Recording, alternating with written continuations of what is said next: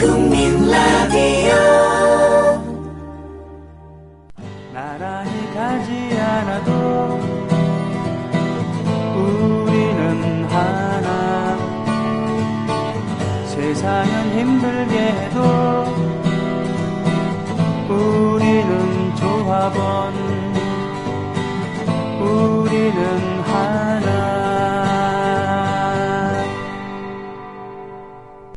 회식 후에 고고 안전하게 고고 집에 갈 땐 고고 회식 후에 안전하게 집에 갈 땐 고고 대리운전 말로 거는 대리운전 고고 대리운전 1636 누르고 고고 대리운전. 네네 고고 대리운전입니다. 이젠 누르지 말고 말로 걸자고요. 말로 거는 대리운전 고고 대리운전. 엄마 손아돼지는 안 돼요. 말하는 전화 문의는 1636 누르고 말하는 전화라고 말해주세요. 고고 대리운전 수익금의 일부는 국민TV에 후원됩니다. 뭐 드시겠습니까? 잠깐만요. 야, 10월달에 신촌에서 뭐 재밌는 거 한다며. 그 개쩐다는 페스티벌. 맞아요. 페스티벌 3. 2014 페스티벌 3. 그게 뭡니까? 뮤지션들 18팀이 펼치는 뮤직 페스티벌. 언제? 어디서? 10월 25일 토요일. 신촌 연세로 차 없는 거리에서 오후 3시부터 하루 종일. 노래만 하는 거야? 아니요, 거리 퍼포먼스랑 만화가들의 캐리커처 아트마켓도 열린대요. 가만히 있지 않겠다는 사람들 다 모여. 제목이 뭐라고요? 2014 페스티벌 3 많이 놀러오세요. 김대리, 우리 회사 대표번호 신청했나? 네, 사장님. 말로고는 1636 말하는 전화에 신청했습니다. 에? 아니, 전화를 말로 걸어? 네, 어려운 번호 대신 1636 누르고 상호명을 말하면 바로 저희 회사로 연결된다고요. 이제는 번호를 알릴 필요도 없어요. 기억하세요. 상호, 브랜드, 명사로 단 하나뿐인 번호의 주인이 될 수 있습니다. 문의는 1636 누르고 말하는 전화라고 말씀하세요. 썩 상태가 좋아 보이진 않습니다만 고반장님은 오셨습니다. 예, 안녕하세요. 고상마입니다. 네, 어떻게 경무에 시달리는 수사반장의 그런 포스인데요, 지금. 예, 좀 많이 바쁜 시기죠. 네. 바빠야 되고. 예. 예. 그 국감도 있고 등등. 네. 근데 그 와중에 방송 출연까지 하시느라고 이걸 저 남들은 그냥 대강 진행한다고 생각할지 모르지만 원고 하나 작성하기 위해서 사실은 대단히 많은 시간을 투여하지 않겠습니까? 매주 이제 한 번 방송 분량이 한 7, 80매 정도 네, 원고를 이제 네네. 또 써야 되는 것도 있고요. 뭐 해서 하는데 아까 전에 말씀하신 거 보니까 오늘 성수대교. 네. 그때 뭐 그 근처에 사셨다고. 그러니까 사실은 제가 자양동이라는 데서 오래 살았는데 예, 자양동은 잠실대교 건너편이죠. 저하고 인연이 있었군요. 저도 거기서 예 오래 살았습니다. 그쵸. 예. 예. 오늘 알았네요. 그리고 제가 성수중학교를 또 다녔잖아요. 그러셨구나. 예, 성수중학교 바로 옆에 있는 그런 길을 따라서 성수대교를 건너서 강남으로 가고 뭐 그런 길이었죠. 예. 그 성수대교 오늘 저도 이제 아까 전에 형님 말씀하셔갖고 알게 됐는데 네네. 20년 됐다고. 네네. 근데 저는 늘 그거 보면서도 생각을 했었는데 그 추모비가 있잖아요. 가보셨어요 혹시요? 아니 뭐 있다는 것도 잘 몰랐습니다. 잘 보이지도 않잖아요. 그러니까요. 그 추모비가 사실은 일반 사람이 접근할 수 없는 위치에 네. 설치돼 있어요. 예. 그래가지고 제가 그 전에 우연히 지나가다가 여긴 도대체 뭔데 저기에 이상한 탑이 있나 해서 가봤는데 그게 가보니까 성수대교 희생자 네. 분들을 위한 그 탑이더라고요. 당시에 무학여고생들이 그 통학하기 위해서 학교에 가기 위해다가 사고가 나서 많이 비명에 이제 사망한 사건도 네네. 있었고 했는데 그분들에 대한 생각이 오늘 진짜 많이 드네요. 네. 네. 정확히 20년 전이었습니다. 자, 오늘은 어떤 말씀을 해주시겠습니까? 예, 오늘은 오늘 준비한 내용은 9년 전 그 아이 이경택 사건이라는 내용을 가지고 왔습니다. 9년 전 그 아이 이경택 사건. 예. 지난 2013년 5월 28일 날, 그러니까 작년이었죠. 지난해 5월 28일 날, 당시 47살이었던 전모 씨가 자신의 고향인 충남 예산에서 목숨을 끊었습니다. 네. 그런데 이제 당시 전 씨가 자살하면서 남긴 그 이른바 유서가 이제 세상에 알려지면서 세간에 큰 파문이 일었는데 바로 전 씨가 자살하기 보름 전에 개최됐던 한 태권도 시합에서 자신의 아들이 승부 조작으로 패해서 억울하다고 하는 내용이었어요. 네. 그 이제 억울한 사람들의 이야기가 사실은 오늘 이제 핵심인데. 네네. 억울한 점, 살면서 억울한 점 좀 있으셨죠. 참 억울한 점이 뭐 사는 것 자체가 억울할 수도 있겠지만, 예. 예. 억울한. 예, 뭐 내 의사로 나온 건 아니니까. 네. 그렇지만 그 남들에 의해서 그러니까 권력을 갖고 있는 사람들, 돈 있는 사람들 때문에 또는 어렸을 땐 힘 있는 애들 그쵸. 때문에 억울한 경우를 당하는 경우들이 좀 있지 그렇게 않습니까? 억울한 일을 당했을 때 해결하는 방법이 있으신가요? 억울한 일을 당했을 때. 아 정말 억울하다. 네. 근데 그걸 그걸 해소하는 방법. 어렸을 때는 억울하면은 싸움을 그만큼 잘하던가. 예. 그렇죠. 살아가면서 때로 눕히든지. 예. 근데 이제 그 자라면서 네. 성인으로 살아가면서는 이것을 해결해 주기 위해서 공권력이 있는 거고 국가가 있는 거 아니겠습니까? 그렇죠. 그렇죠. 부당하게 억울한 일을 당했다 그러면은 뭐 그렇죠. 정부 기관에 경찰이 됐던 아니면 법원이 됐던 맞습니다. 이런 데 호소해야 되는 거겠죠. 그런 것을 이제 합리적으로 해결을 해준다면 네. 정말 비극적인 일들은 벌어지지 않을 텐데 네. 그런데 사실은 이제 대다수의 많은 분들이 자살을 하는 이유는 네. 사실은 뭐 이러저러한 사유도 있겠지만 상당 부분이 억울함을 해소할 길이 없어서 그래서 극단적인 선택을 하게 됐는데 네. 바로 이때 자살한 전 씨 역시 유서에서 이런 그 이야기를 남겼는데요. 자기의 아들이 당시 고3이었는데 네. 이 아들의 태권도 시합의 심판이었던 최모 씨를 향해서 분노의 글을 남겼습니다. 그 유서에서 넌 진짜 나쁜 놈이다. 사람들이 내가 얼마나 힘이 없었으면 이렇게 당했겠냐며 비아냥하는 소리도 내가 들었다. 네. 라고 하면서 심판 최 씨를 원망했는데 그렇다면 전 씨가 자살하기 전에 도대체 무슨 일이 있었던 것일까요? 자, 사건이 벌어진 2013년 5월 13일로 돌아가게 됩니다. 작년 5월 13일인데요. 예, 네. 작년 5월 13일로 돌아갑니다. 그날 태권도 선수였던 전 씨의 아들은 전국체전 태권도 고등부 서울시 대표 3차 선발전에 참가하게 됩니다. 네. 그리고 경기 종료 50초 전까지 전 씨의 아들은 상대 선수를 5대1로 크게 이기고 있었습니다. 아, 예, 예. 이대로 50초만 더 지나가면 전 씨 아들은 서울시 대표 선수로 전국체전에 진출할 수 있었고요. 단순히 이것은 전국체전 출전만 걸린 게 아니라 양 선수, 시합하던 양 선수가 모두 고3이었기 때문에 사실상 이기는 선수가 대학의 특기생으로 진학할 수 있는 기회까지 포함된 아주 중요한 경기였던 겁니다. 일생이 걸린 일이군요. 그렇죠. 그런데 이때 유리하게 5대1로 이기고 있던 이 전 씨의 이 전 씨 부자의 운명을 바꾼 비극적인 순간이 시작된 것은 바로 이때였습니다. 누구도 예측하지 못했던 돌발적인 일이 벌어졌는데요. 갑자기 경기 심판이었던 최 씨가 전 씨의 아들에게 경고를 내리기 시작한 겁니다. 그래서 뭐 위법행위가 있다고 해서 이제 경고를 주는데 그렇죠. 네네. 한 번, 두 번, 세 번. 이 짧은 50초 마지막 시간 동안 전 씨의 아들이 받은 경고는 무려 6번이었습니다. 6번. 이 50초 동안에 6번의 경고를 연달아 줬는데 네. 결국 경기 시작 14초 만에 받았던 경고 1번과 네. 코치의 잘못으로 받았던 경고 1번을 합쳐서 모두 8번의 경고가 합산된 전 씨의 아들은 이기고 있던 경기에서 반칙패하게 됩니다. 이기고 있던 경기에서 반칙을 그렇게 많이 한다는 것 자체가 말이 안 되는 거잖아요. 그렇죠. 네. 무려 그것도 50초 동안에 6번의 경고를 줘서 결국은 이 게임에서 반칙을 하게 됐는데 이건 누가 봐도 이해할 수 없는 경기의 결과였습니다. 네. 하지만 자신도 태권도 선수 출신이었던 전 씨는 패배한 아들에게 위로 대신 질책을 했다고 합니다. 심판의 불공정한 행위로 패배했다고 생각한 아들이 좌절할까봐 네. 오히려 아버지 전 씨는 풀이 죽은 아들에게 내가 더 열심히 해서 지는 경기가 되지 않도록 더 노력해야 하지 않냐? 앞으로는 더 잘해야 된다라고 하면서 강한 선수로 다시 일어나 시작하라고 질책성 이야기를 했다고 합니다. 예. 그런데 정작 이 사건에서 진짜 절망한 사람은 따로 있었습니다. 바로 아버지 전 씨였습니다.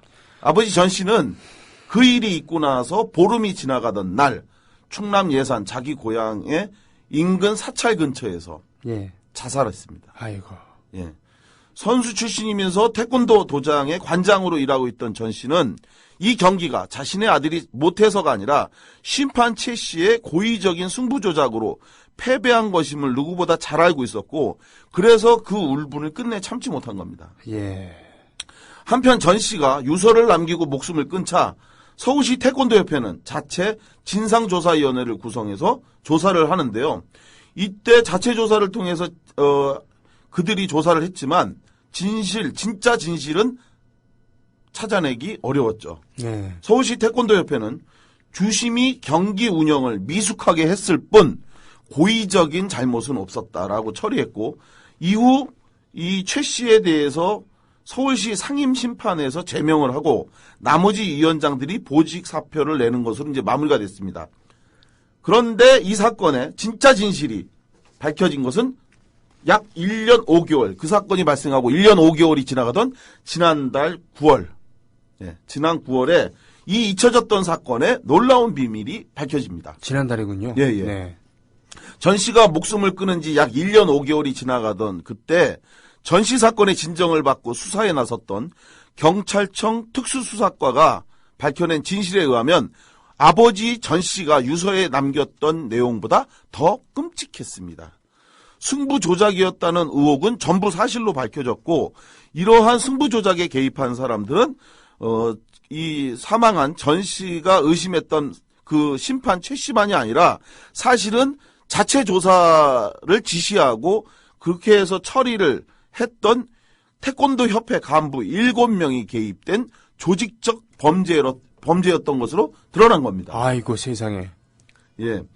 경찰 발표에 의하면 전 씨 아들과 시합한 상대 선수의 아버지는 충청권의 모 대학 태권도 경영학과 교수였고 자신의 아들이 대학을 가야 하는데 입상 실적이 없으니까 이걸 좀 도와달라고 자신의 지인에게 부탁을 했고 이 청탁이 서울시 태권도협회로 전달이 되면서 조직적인 승부 조작이 이루어졌습니다. 그래서 바로 아까 전에 말씀드린 것처럼 경기 종료 50초를 앞두고 시대에 그 경고가 6번이 쏟아지면서 끝내 이제 이렇게 패배하게 된 거죠. 결국 이러한 부정행위로 아버지를 잃었던 피해 선수는 늦었지만 그 진실을 밝혀준 경찰에게 고맙다. 참, 이 아버지께서는 저가는 사정을 뻔히 아니까 네네. 도대체 능력 없는 나로서는 일개 태권도장의 그쵸. 그 관장으로서는 어떻게 할 수가 없으니까 그 울분을 못 이겨 결국은 세상을 버리신 거잖아요. 그러니까 사실은 이게 처음이 아니었고 이 태권도 내부에 여러 알력이 있고 이 계파가 이제 쭉 있나 봐요. 그래서 무슨 어느 학교 태권도부 뭐 이런 것들에 대한 싸움이 있는데 이 심판 최 씨는 사실은 그 전부터 이 숨진 전 씨하고 사이가 매우 안 좋아서 경기 시합에 나가면 이 전 씨 소속 그 선수들에게 상당히 불리한 심판을 많이 받기 때문에 사실은 이 사람하고 같이 인천에서 있다가 아예 자기가 피해 가겠다고 해갖고 충남 예산 고향으로 가서 태권도장을 새로 열었는데 불행하게도 바로 이때 아들의 중요한 이 인생이 걸린 시합에 출전을 했는데 그 3차 마지막 선발전에 그 심판이 바로 이 최 씨였던 거죠. 참 개인적인 원한까지 억울함까지 겹쳐갖고는 여러 가지가 있었고 그런데 이제 아들에게는 네가 잘해서 더 잘했어야지 이게 뭐냐 이렇게 얘기했지만 정작 이 아버지는 자기 힘으로 이 아들의 억울함을 막아주지 못한 것에 대한 그 괴로움, 분노, 억울함 이런 것들이 이제 심화되면서 결국 목숨을 끊었고 다행히 이것이 1년 5개월 이 자체 조사에서는 아무것도 아니었다라고 얘기했는데 경찰청이 이례적으로 정말 이례적이라는 표현을 쓸 수밖에 없습니다. 전 경찰이 그렇게 정의롭다고 생각하지 않거든요. 그런데 이례적으로 이 사건에 대해서 적극적으로 수사를 해서 진실을 밝혀냈고 그래서 이 아버지를 잃은 이 학생은 이후에 사실은 태권도를 그만뒀다고 합니다. 태권도를 그만두고 그 충격으로 인해서 그 정신과 치료까지 받으면서 그렇잖아요. 아버지가 그렇게 자기 일 때문에 이렇게 됐으니까. 그래서 이제 했는데, 이제라도 아버지가 이야기한 진실이 밝혀져 저 세상에서나마 아버지가 좋아하시지 않겠냐라고 이야기를 했다고 합니다. 예. 그런데 이처럼 지독하게, 이 사건 사실 굉장히 지독하게 안타까운 사건이죠. 네네네. 그런데 여하간 해피엔딩으로 끝난 거잖아요. 네. 어떤 형태로 보면 네. 진실이 밝혀졌고 아버지의 억울한 죽음이 사실이었다는 것이 밝혀져서 했는데, 오늘 고상만의 수사반장이 이야기하려는 주제, 9년 전 그 아이 이경택 사건은 이마저도 못했습니다. 저는 오늘 세상에 다 알려지지 않은 이 사건 당시 고등학교 3학년이었던 이경택이라고 하는 학생의 이름을 다시 이야기하려고 합니다. 오늘 다시 우리는 2005년 4월 한 지방의 유명 사립고등학교 교문 앞으로 돌아가겠습니다.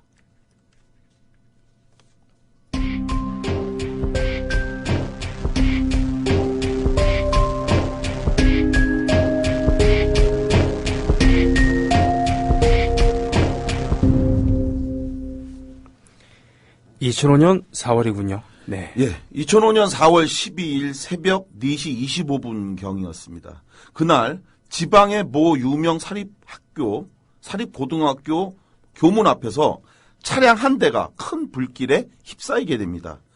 그리고 화재 현장에 도착한 경찰은 불탄 차량 안에서 3구의 시신을 발견하게 되는데요. 희생자는 47살의 이모 씨와 그의 아내 44살 정모 씨, 그리고 당시 고등학교 1학년이었던 딸 아이였습니다. 이렇게 3명이 목숨을 잃고 난 후 잠시 후 아침 8시경에 이 사고 현장으로 또 한 명의 남자가 나타납니다. 네. 그는 이날 집단 자살한 이 일가족의 아들이자 유일하게 살아남아 있었던 당시 고등학교 3학년의 이경택이라고 하는 학생이었습니다. 경찰은 이경택에게 이날 새벽 무슨 일이 있었는지, 왜 가족들이 목숨을 끊었는지에 대해서 물어봤는데요. 그 내용이 충격적이고 정말 끔찍한 결말이었습니다. 네. 이경택이 경찰에게 밝힌 이야기에 의하면 내 문제로 고민하던 아버지가 이날 새벽 승용차를 운전해서 내가 다니던 학교 교문 앞으로 일가족을 태우고 왔고, 이때 휘발유를 차 안에다가 뿌린 후에, 어이구. 예, 휘발유를 뿌리고 난 후에 살고 싶은 사람은 지금 차에서 내리라고 이야기를 했는데, 이때 자기는 너무 무서워서 차문을 열고 달아났다라고 울면서 이야기했다고 합니다. 아, 정말 이건 뭐 엄청나네요. 엄청난 얘기죠. 뭐 참으로 믿을 수 없고 끔찍하고 황당하고 어이없는 이 사건은 이후 언론을 통해서 보다 구체적으로 그 경위가 알려졌는데요. 보도에 의하면 살아남은 이경택, 이날 여기서 피해서 유일하게 살아남은 이경택은 이 집안의 큰 자랑이었다고 합니다. 예. 중학교 시절에 전교 1등을 놓치지 않았던 수재였고, 그 덕분에 전국에서 엄청난 수재들만 간다는 바로 이 학교에 입학을 하게 된 거죠. 네네네. 그야말로 집안의 유일한 희망이었는데, 그런데 이 유일한 희망이었던 경택이의 불행이 시작된 것은 바로 이 고등학교에서부터 시작됐습니다. 언론 보도에 의하면 이경택은 입학 후 전 교생이 전부 기숙생활을 하고 있는 이 학교에서 적응하지 못한 걸로 알려져 있습니다. 학교 측은 이경택이 학교 기숙생활에 적응하지 못하면서 많은 스트레스를 받았고, 결국 고등학교 2학년이 되던 2004년 가을부터 정신 이상 증세를 보이기 시작했다고 합니다. 하지만 이러한 이경택의 정신적 이상 증세가 매우 심각해지면서 학교가 처한 대처 방식은 솔직히 이게 과연 교육인지 의심스러워요. 학교가 어떤 방식을 했냐면 이경택의 아버지에게 경택이를 다른 학교로 전학시킬 것을 요구했다고 합니다. 그러니까 아픈 애를 치료해서 보듬어 주는 게 아니라 애가 문제가 있으니 다른 학교로 전학 가라. 쉽게 얘기하면 면학 분위기 해치니까 내보내달라. 이게 교육입니까? 진짜. 참. 결국 이 문제로 인해서 이 아버지가 비관한 끝에 이처럼 극단적인 선택을 한 것으로 언론은 보도를 했습니다. 이렇게 이제 언론이 보도를 하니까 화살의 비난의 화살이 어디로 향했느냐? 그 아버지에게 향한 거예요. 그죠? 예, 그렇겠네요. 저도 처음에 이 보도를 보고 그 아버지 이상한 사람 아니냐? 맞아요. 그 우리나라에서 예를 들면 가장의 또 부부의 문제를 해결하는 데 있어갖고 네네. 그냥 애들까지 같이 예. 온 가족이 집단 자살하고 이런 것이 과연 올바른 것인가? 예, 그렇죠. 자녀들을 자신들의 소유물로 여기는 거 아닌가? 뭐 이런 그러니까요. 얘기들이 있잖아요. 그러니까 이게 아무리 그래도 아들이 뭐 그 좀 그랬다고 해서 이게 다 가족을 다 자살한다는 게 이게 말이 되느냐? 네. 더군다나 휘발유가에 뿌려서 고등학교 딸아이는 무슨 죄가 있다고, 그리고 부인은 무슨 죄가 있다고. 언론은 바로 이런 식으로 이제 보도 방향을 끌어갔습니다. 빗나간 부정, 일가족 자살로라는 그런 제목으로 모범생 아들에 대한 아버지의 지나친 기대가 일가족 동반 자살이라는 비극을 불렀다고 단정했습니다. 사람들은 이경택의 아버지를 향해 비난했고 불쌍하게 죽어간 고등학교 1학년 딸과 그 부인을 동정했습니다. 거기에서 그치지 않았습니다. 살아남은 유일한 아들 이경택에 대해서는 더욱 극심한 비난이 또 쏟아졌습니다. 예. 이거 참 일배스러운 일이에요. 이런 거는. 예. 예.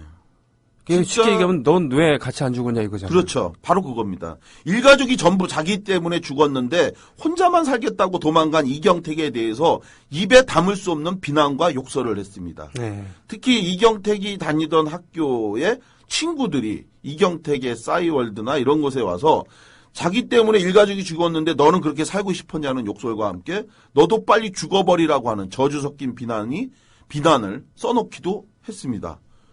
그런데 이처럼 이경택을 제외한 일가족이 자살하고 이틀이 지나가던 2005년 4월 14일 날 이경택의 부모와 여동생이 자살한 장소, 즉 이경택이 재학하고 있던 학교 교문 앞에 3개의 관을 가지고 항의 시위에 나섰던 사람이 있었습니다.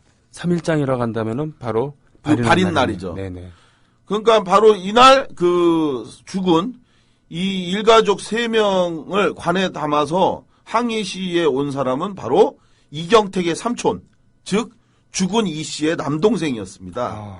그는 자살한 형님의 유품을 정리하던 중 형님이 교육부 장관에게 보내고자 쓴 탄원서를 발견했다라고 하면서 탄원서 내용으로 볼 때 형님은 하나밖에 없는 아들 경택이가 학교 폭력에 시달렸는데도 학교 측이 제대로 조치를 취하지 않아 죽음을 택한 것이라고 주장하면서 억울함을 호소했다고 합니다. 아, 그러니까 정신 이상이나 이런 게 아니라 학교 부정이 아니라 네네. 학교 폭력이다. 그러니까 실은 학교에서는 이 경택이가 정신질환이 있었고 그로 인해서 성적이 부진하니까 그 학교에 수업을 할 수가 없다. 네. 그러니 너희는 전학 가라 이렇게 얘기했는데 실은 그게 아니라 그 경택이가 그 학교에서 왕따 괴롭힘을 당했고 이로 인해서 학교 폭력에 의해서 괴롭힘을 당했는데도 학교가 조치를 취하지 않았고 이것에 대해서 학교에 항의하면서 도와달라고 요청했지만 아무런 소용이 없었고 이것이 억울하고 분해서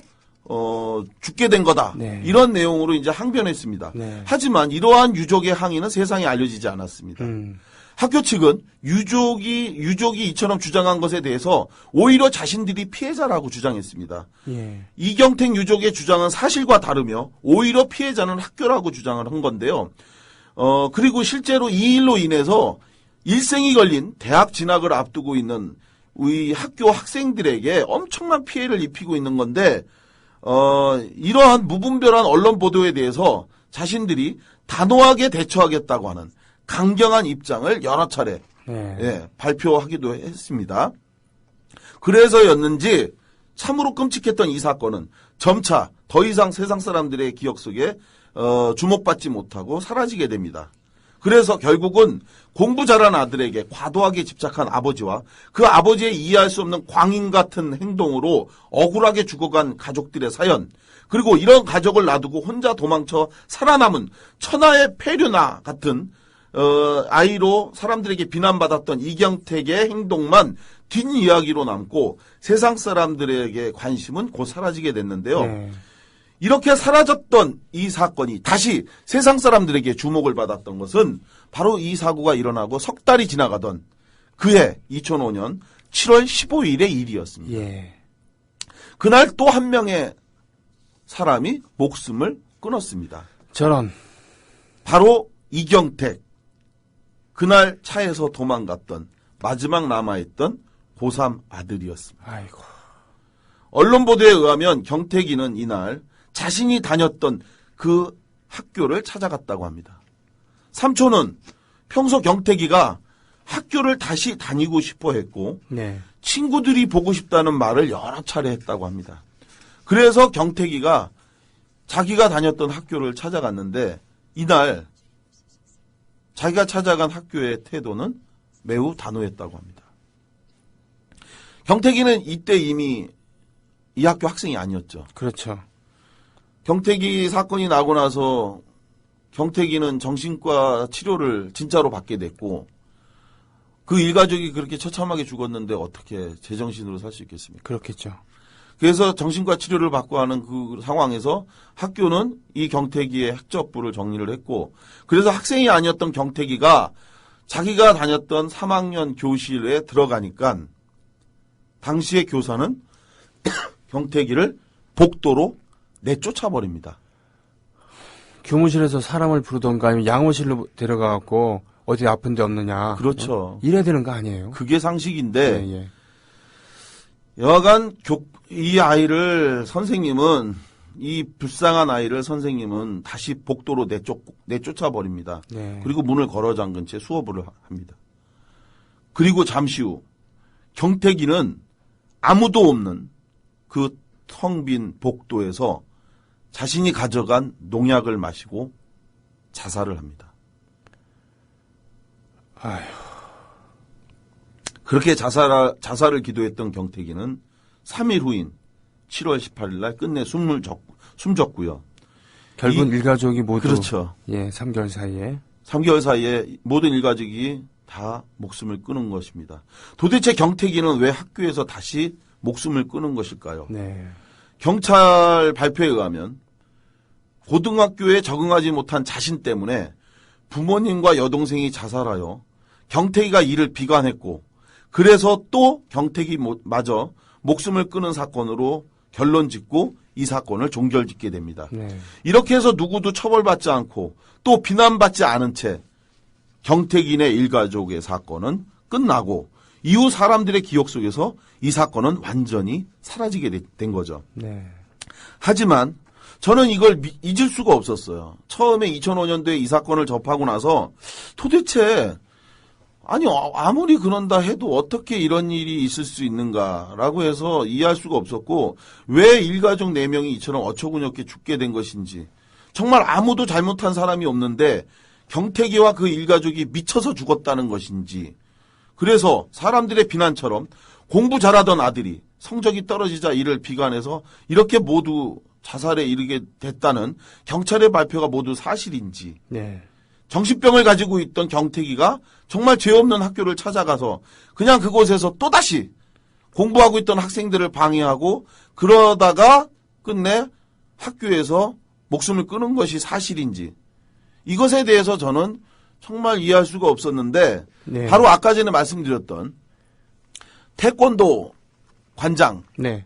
전모 씨 그 사건이 발표된 것을 보고 저는 다시 저도 잊었던 이 사건에 대해서 다시 추적을 한번 시작을 해봤어요. 아, 예, 예. 도대체 정말로 전 씨도 자살하면서 자기가 억울하게 당했다라고 얘기했는데 그걸 아무도 인정해주지 않았잖아요. 그랬었잖아요. 네.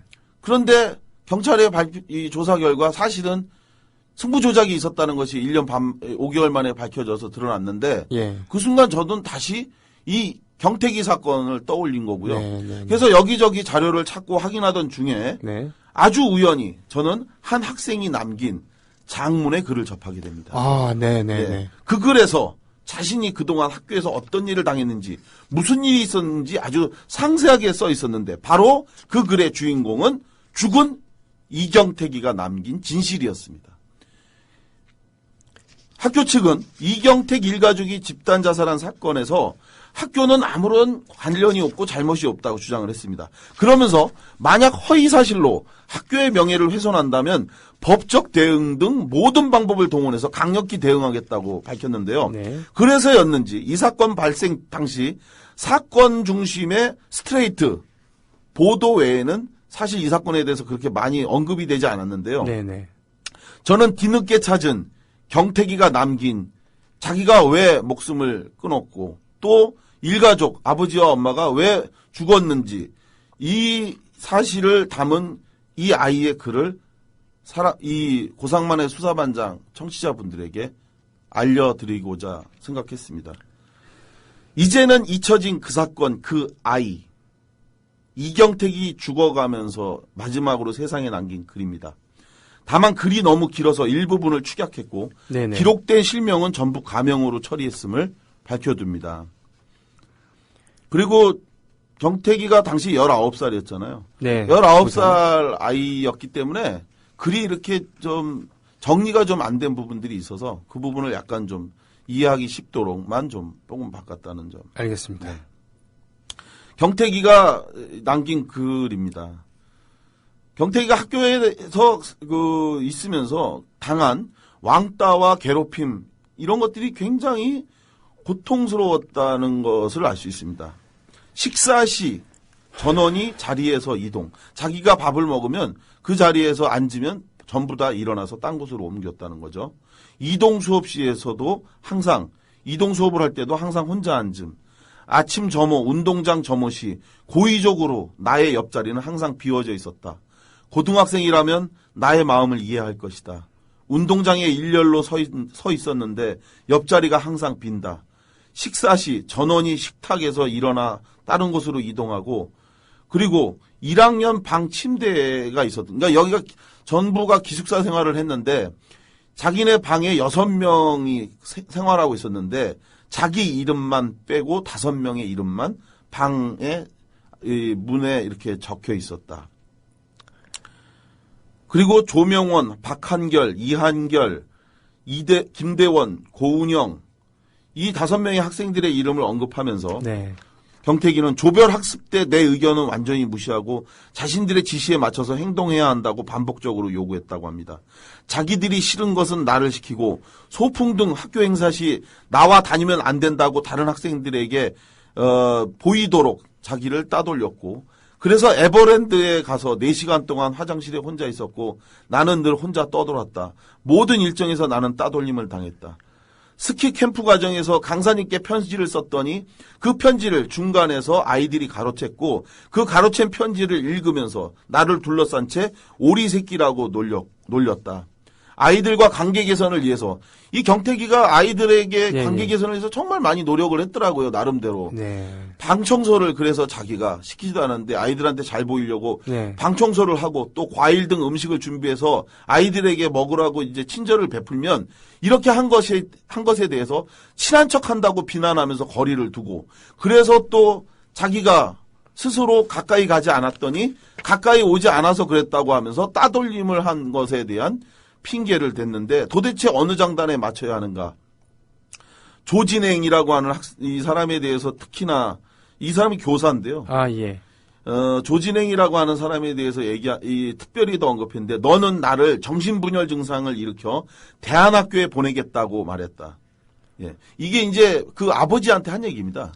그렇군요. 예. 차라리 아이를 대안학교로 보내시라고. 왕따 당하는 학생을 예. 돌봐주지 못할 망정. 그 부모가 찾아가서 도와달라고 했더니 이제 이렇게 얘기를 했다는 거예요. 이 경태기 주장에 하면 너는 나를 정신분열 증상을 일으켜 대안학교에 보내겠다고 말했다. 축하한다. 악마의 분신 같은 놈아. 너의 소원이 반은 성취되었구나. 우리 가족은 몰살했다. 박한결, 너는 나에게 말을 해보라고 한 후 내 말에 허점을 찾는 교활함을 보이고 계획적으로 노력해서 배격했다. 외부로 나가는 학교 행사에서 나는 소외되었고 심지어 줄을 서는 순간마다 항상 나는 고통의 연속이었다. 짝을 바꿀 때 내 옆자리는 비워놓았다. 그러니까 맨날 교실에서도 혼자 앉았던 거죠. 그러게요. 고통스러웠다. 선후배님들은 보시오. 출신고라고 두둔만 하지 말고 한 번쯤 내 입장, 이렇게 당하는 자식을 바라보는 부모의 입장, 자신들이 이런 일을 겪었다고 했을 때 입장을 생각해 보세요. 당신들은 예라고 생각하나요? 이렇게 이야기를 했습니다.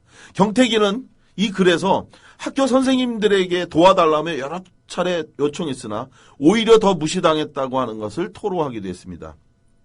그래서 선생님하고 상담을 했는데 오히려 그 상담 내용이 아이들에게 전달돼서 또 다른 형태로 자기가 왕따, 따돌림을 당하고 놀림을 당하는 얘기가 됐었다.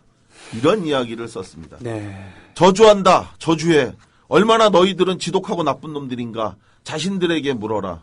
모의고사오 김혜룡은 나에게 찌질이라고 하면서 놀리고 불렀다. 심지어 차마 제가 방송에서 이야기를 할 수가 없어서 못했는데요. 경태기에 대한 그 별명이 있었는데 이 별명이 여자 성기를 붙여서 별명을 불러서 아이들이 놀리기도 했었습니다. 네. 한 번은 그러니까 경태기가 얼마나 외로웠냐면 그러다가 한 번은 한 아이가 자기한테 야 이리 와 이렇게 하면서 불렀다는 거예요.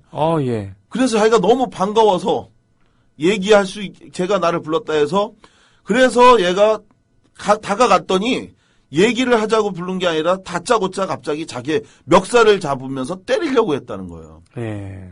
그래서 자기도 당황해서 같이 맞잡으니까 이때 우르르 몰려와 피해자인 나에게 오히려 애들이 집단적으로 때리려고 했고 20여 명이 나에게 미친 새끼, 정신병자라고 하면서 같이 공부할 수 없다고 말했고 이러한 상황을 본 선생님이 오더니 먼저 자기가 멱살을 잡히고 또 안경을 쓴 상태에서 코를 맞았는데도 불구하고 자기에게 욕설을 퍼부으면서 가해한 학생들의 편만 대변했다. 네. 억울하다 이런 얘기를 했습니다.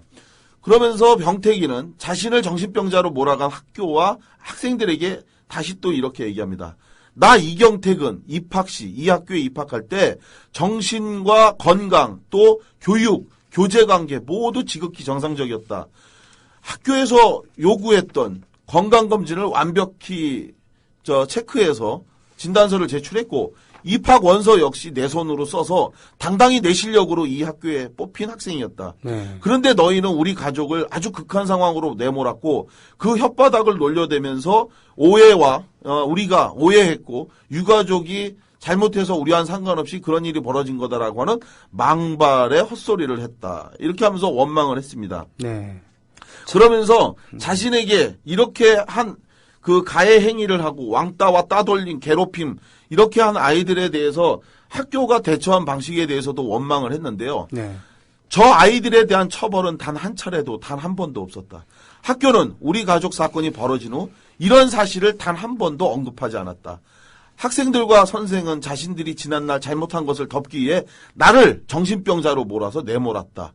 저주한다. 특히 교사, 조회익. 당신은 전교생 앞에서 나에게 모멸감을 주었다. 나에게 쓰레기라고 이야기했다. 어느 학생이 그 상태에서 참았을까 싶지만 나는 참았다. 나를 정신병자로 몰고 정신병원에서 사람들이 와서 실어간다고 분위기를 조성했을 때 나와 부모님은 참았다. 그러니까 이 죽은 그 아버지, 엄마 앞에서 자기의 아들을 이런 식으로 대한 거죠. 그러니까 억울한 일을 당했을 때 학생이 마지막으로 기댈 수 있는 것은 학교잖아요. 그렇죠. 예. 학교에서 자신을 돌봐주지 못하고 그러니까요. 오히려 가해자들 편만, 그렇죠. 다수의 편만. 학생이 억울한 일을 당했을 때 이 억울한 일을 해결해 줄 수 있는 사람은 학교인데 이 학교에서 이런 문제를 하지 않았던 거죠. 경태기는 자신이 당한 왕따 이런 문제에 대해서 학교에 대해서 원망하면서 쓴 이야기에 의하면 왕따 문제에 대해서 자기가 이렇게 얘기를 합니다. 왕따는 자신에게 문제가 있다기보다는 만들어지는 것이다. 예, 자기의 아픈 이야기를 하는데요. 표적, 이른바 한번 표적으로 삼아지면 바로 그 아이가 왕따가 된다. 약해 보이면 절대 안 된다는 것을 나는 절실히 느꼈다. 그러니까 평상시에서도 일상생활에서도 그런 얘기 하잖아요. 한 사람 바보 만드는 것은 정말 쉬운 일이다. 그렇죠? 예, 맞습니다. 여러 명이서 작당해서 한 사람을 바보로 만들거나 한 사람을 왕따시키려고 그러면 그 사람은 일거수일투족 이상하게 보이고 찌질하게 보일 수도 있는 거예요. 그렇죠. 그러면서 자기 최면을 걸어갖고 쟤 못난 놈이야, 쟤 그렇죠. 부적응자야, 전응아야 이러면서. 맞습니다. 예. 그래서 왕따는 자신에게 문제가 있기보다는 만들어지는 것이다. 표적. 약해 보여서는 절대로 안 된다는 것을 나는 절실히 느꼈다. 왕따를 만드는 주모자를 강력하게 선생님이 처벌해 주었다면 나는 그리고 우리 가족은 이렇게까지는 되지 않았을 것이다. 가족들을 살릴 수 있었을 것이다. 그렇지 않나? 김덕진 선생. 내가 몇 차례에 걸쳐서 당신에게 아이들이 나에게 어떤 점이 불편해서 저러는지 알려주시면 내가 시정하고 그리고 바꾸겠다라고 여러 차례 대안을 내놨다. 그런데 나에게 이런 것을 이 선생님이 도와주지 않았다라는 거죠. 그러면서 나에게는 중고등학교 시절, 초등학교하고 중학교 시절 수많은 은사님이 계시다. 나는 대한민국의 모든 교육계 선생님들에게 불만이 있는 것이 아니다. 분명히 밝히는데 나는 바로 이 학교에서 저주받을 인사들에 대한 항명이자 진실을 말하는 것이다. 교사 임대현, 당신은 알고 있어. 알면서 말을 안 하지. 당연해. 우리 부모님이 왜 돌아가셨는지 당신은 알고 있어. 이 학교에서 당신들이 나에게 준 어떤 자극을 줬는지 나는 수업 시간에 눈물을 흘리면서 수업을 들었다. 피눈물을 흘렸단 말이다. 이 더러운 놈들아. 이 학생이 매우 이성적이네, 보니까. 상당히 감정이 격앙되어 있지만 상당히 객관화시킬 줄도 알고, 네. 그리고 사리분별이 정확하고 논리적이네요. 그러면서 그 논리적인 얘기 중에서 정말 또 놀라운 얘기가 또 하나 더 있었는데요. 네네. 이경택이 남긴 글 중에서는 학교에 대한 이야기만이 아니라 경찰에 대한 이야기도 또 경찰에 대한 얘기까지 썼습니다. 네네. 바로 이 얘기인데요. 경찰은 3명이 불이 나서 차에서 죽었는데 이 학교의 명예만 생각해서 사건을 정리하려고 하기에만 바빴다. 전 세계 어느 나라 경찰이 3명이나 죽어나간 현장을 검시 3시간 만에 정리하고 깨끗이 치웠을까? 현장 보존은커녕 깨끗이 치웠다. 언론이 도착하기 전에 하루도 아니고 불과 2시간 만에 아주 깨끗이. 그러니까 빨리 이 사건을 수습하는 데에서만 목적이 있었고 이 사람들이 자기 가족이 왜 억울하게 죽었는지에 대해서는 아무 관심이 없었다. 예전에 대구 지하철 화재 사건이 일어났을 때도 아주 깨끗하게 치웠었죠. 전부 다 쓸어서 전부 다 저 쓰레기장으로 다 가져가서 그때 문제가 있었죠. 그렇죠. 예. 그러면서 경태기는 마지막으로 이런 얘기를 합니다. 나를 학교에 놔두는 것이 모험이라며 내 부모에게 말한 사감들. 내가 당한 모든 것을 다 알면서도 묵인했고 궁지에 빠져 허우적대는 내가 그 이기에서 빠져나올 수 있도록 돕지 않았고 오히려 그 일에 동참했던 사람들. 더 이상 내 놈들에게 졸업장이니 뭐니 구차스럽게 말하고 싶지도 않다. 진실이나 왜곡하지 말아라. 고인들의 이름을 더럽히지 말아라. 경태기는 이 같은 글을 남기고 목숨을 끊은 겁니다. 아이고. 그리고 진실은 묻혔습니다. 누구도 경태기의 말을 세상에 공개적으로 알리려 하지 않았습니다. 이제 와서 경태기의 외침을 남긴다 해도 이미 숨진 경태기와 그 부모가 당한 고통이 해결될 길은 없습니다. 누구에게나 귀한 자식이었던 경태기와 이런 경태기 같은 일을 또 다른 누군가가 당했다면 그래서 이를 도와달라고 그 부모가 학교를 찾아가서 상담을 했는데 오히려 그 아들을 정신병자로 치부하면서 대안학교로 전학을 가라고 하면서 권유했다면 그래서 그 분노와 억울함이 가득해서 그걸 풀 길이 없는 이 부모가 극단적인 선택을 했고 그렇게 죽은 부모와 여동생을 생각하면서 경태기는 3개월 후에 목숨을 끊은 겁니다. 이게 말이죠. 물론 그 경태군의 글이 모두 100% 사실이 아닐 수도 있겠죠. 그렇죠. 예, 쌍방의 얘기를 들어봐야되니까. 문제는 근데 이것이 공정하지 않다는 얘기예요. 그죠? 그렇죠. 그러니까 보니까 지방이고 거기에 그 수재들만 모이는 학교고 그러니까 이 학교에서는 쉽게 얘기하면 애들 공부하는데 한두 명 정도의 부정자들은 그냥 내보내고 남은 애들 가지고 공부시켰으면 좋겠다는 거고. 맞습니다. 지역사회에서는, 아니, 우리 도시에, 우리 동네에 이렇게 훌륭한 학교가 있는데, 시끄럽기를 바라진 않은 거고, 경찰에서도 역시, 야, 이렇게 되면 우리 집값 떨어지고, 그리고 우리 도시에 대한 평판이 나빠지니까, 그렇죠. 대강 묻고 가자. 네네. 이럴 것 같은 느낌인데요. 아니, 그러니까. 실제로 그렇습니다. 이 학교가 굉장히 유명한, 전국적으로 아주 유명한 명문 학교예요. 그래서 이경태 군을 사실은 검색하면 나오는 거죠? 그 학교가. 이 학교의 졸업생들이 정말 우리 사회에 아주 기라성 같은 지위를 차지하고 있는데, 그 사람들, 동문들을 통해서 자기 학교의 명예를 훼손하는 이러한 얘기들이 만약에 언급이 된다면, 법적 대응 등 강력하게 대응하겠다. 그래서 실제로 이 아이에 대해서 KBS에서 당시 이례적으로 왜 경태이가 죽고 난 다음 날 보도를 합니다. 근데 그 보도한 내용에 대해서 학교가 강력히 또 법적 대응을 한다고 해서 그래서 이제 했는데 이때 당시에 그 KBS하고 인터뷰를 하면서 학교 관계자의 인터뷰 꼭지가 많은 사람들을 분노케 했는데요. 우리는 약한 아이들을 보호할 수 없다라고 얘기를 했습니다. 도대체 학교가 무슨 전투장입니까? 학교가 아니고 정글이라고 얘기하는 거랑 똑같네요. 예.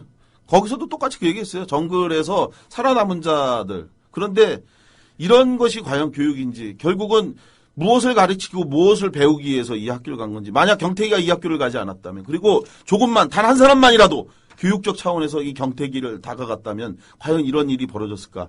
그래서 사실은 9년이 지난 지금에 와서 경태기의 이와 같이 억울한 항변, 호소를 제가 세상에 남긴다 해도 이 경태기에게 무엇이 해결될 수 있을까. 이렇게 만약 경태기의 말이 사실이라면 이처럼 가해 행위를 한 자들은 처벌받을 수도 없죠. 현재 상태에선. 그래서 저는 고민 끝에 오늘 경태기에게 경태기를 향한 추모가를 부르려고 합니다. 예. 그것이 제가 이렇게 죽어간 경태기에게, 이경태기에게 해줄 수 있는 유일한 마지막 위로라고 생각하기 때문입니다. 부탁드리겠습니다. 제가 준비한 노래는 마른 잎 다시 살아나입니다. 경태기에게 이 노래를 보냅니다. 서럽다 네 말 하는가 흐르는 강물을 꿈이라 네 말 하는가 되살아오는 세월을 가슴에 맺힌 한들이 일어나 하늘을 보내 빛나는 그 눈 속에 순결한 눈물 흐르네 가네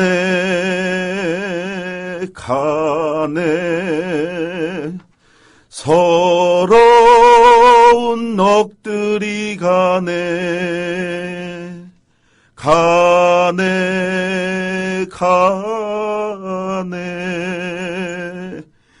안 많은 세월이 가네 마른 잎 다시 살아나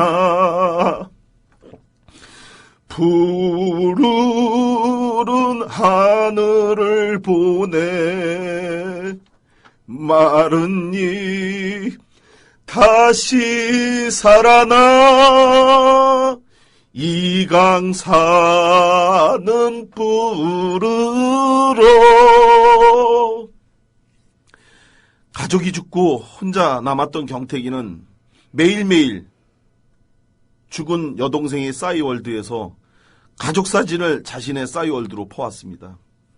그리고 참 예쁜 여동생이라면서 그리고 아버지와 엄마가 보고 싶다고 글을 썼습니다. 경태기는 가족이 가고 자신이 남아있던 석 달간 일주일에 한 번꼴로 일기를 썼습니다. 그 일기에서 살고 싶다고 살려달라고 몸부림치며 호소했습니다. 무섭다고, 죽고 싶지 않다고.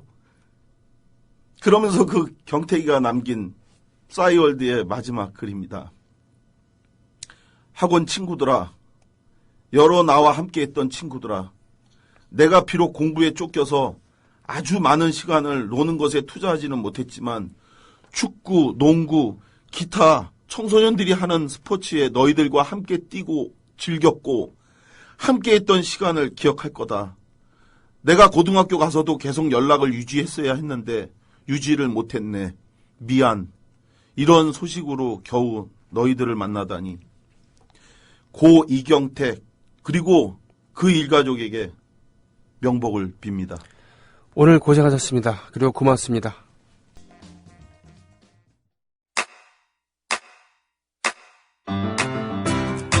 국민 라디오 지지하는 4가지 방법 아시나요?